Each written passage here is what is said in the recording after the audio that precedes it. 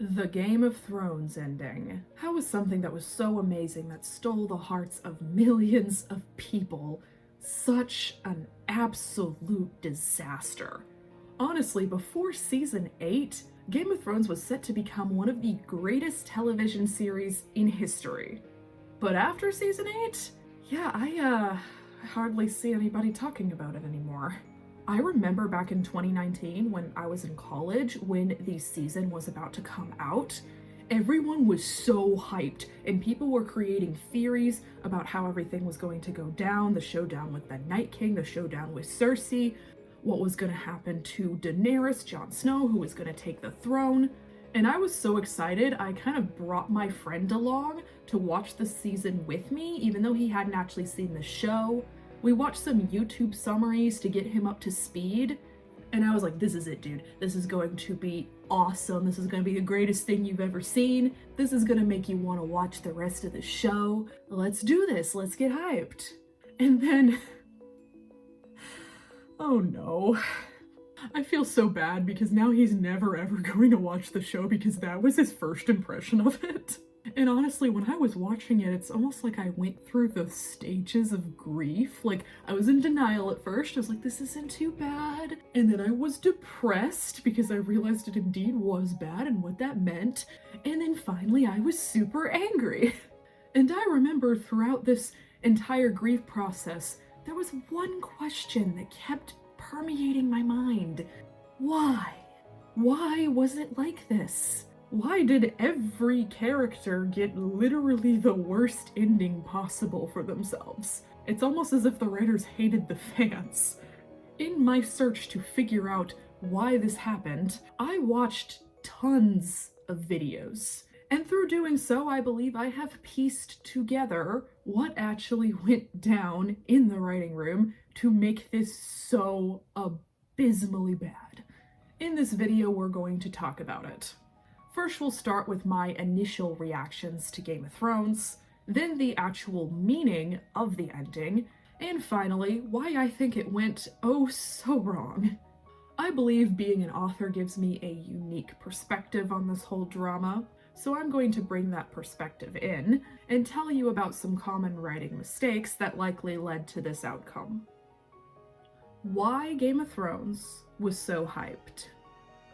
When I first saw Game of Thrones, I was in high school. I was my mom's eldest child and she wanted somebody to watch it with. And at first, I didn't really see it as a big deal because I was indeed in high school, didn't quite understand what good writing was. But after the first season, I was hooked. It somehow felt different from other shows, and it still does. I mean, the world George R.R. Martin created was as deep as Lord of the Rings, but with more darkness, depth, and honestly, mainstream appeal. Sure, there's all those inappropriate scenes, but there's also really great and iconic ones. The characters felt so deep and memorable.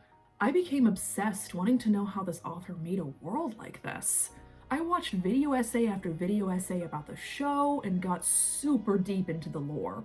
I even read some of the books, and they influenced my own writing, making me realize that a fictional world can be just as deep and real as the real world. There is nothing like that feeling the early seasons gave, how it felt like there was no true main character, how not knowing who would live or die left everyone, including me, on the edge of our seats at all times. Ned's death, the Red Wedding, and other major character deaths made people rethink how fantasy storytelling could work. It was, without exaggeration, groundbreaking for the fantasy genre. By the time season 7 and 8 were coming out, I was locked in. I could not wait to see how it all ended. And yes, before you'll ask, I did see the decline in seasons 5, 6, and 7, the plot armor, the contrived things that went on, but I still thought they were good. They still added to a lot of the characters, and they didn't really break the world building in my opinion. It did suck that characters now had plot armor, but I felt like after a certain point that probably needed to happen. There probably did need to be a main character. Then when the dragons and White Walkers came back to Westeros, oh my gosh, the hype! I was telling my friends that even if the ending was okay, even if it was kind of mediocre, this show would still go down as the best in history. There was so much buildup, there were so many amazing moments, that the ending almost didn't matter. Again, as long as everything wasn't completely ruined, people probably still would have liked it. Little did I know what we were all in for. What the ending meant. At first, when I saw The Long Night, I was in what you could only describe as a state of shock. The episode itself, aside from those crazy lighting issues, was beautifully shot, and I wanted so badly to love it. I remember when I first watched it with my friend, I was like, oh, maybe they just wanted The Long Night to be like a movie. It being a movie means it's gonna sell more and more people will watch the final battle. Yeah, that's gotta be the reason why this was so short. I also, embarrassingly, even tried to defend the Arya plot twist. I was like, oh, well, it would have been too obvious if it was Jon Snow. And also, the Night King didn't go down that easily. I mean, she did like the knife trick. That was really cool and really well shot. However, when I asked my friend what he thought, he broke through my coping delusions. During the fight with all the White Walkers, where the main characters kept getting swarmed and then being fine in the next shot, he said, "It looks like a lot is happening, but nothing is actually happening." And that got me thinking as to the quality of what was really going on screen. And that's when I could not deny this one episode had trivialized the entire story. The Night King's buildup, the theme that petty political squabbles don't matter because there is a bigger threat. Turns out the White Walkers were no big deal, and politics are what matter most because Cersei is the final villain. I had never seen any media tear down their own foreshadowing and contradict themselves as quickly as Game of Thrones did. After my initial anger, I found myself fascinated by what had happened. Depressed, of course, but fascinated. I watched every video I could find. I wanted to know more than anything how something like this could happen, mostly so I could avoid it in my own writing, like the plague. Because dang, was this unsatisfying. The reason it all happened. In doing said research, I got a good idea of what the writers might have been thinking in making that ending. Honestly, it gave vindictive vibes, like the writers hated their own fans. Turns out, they did.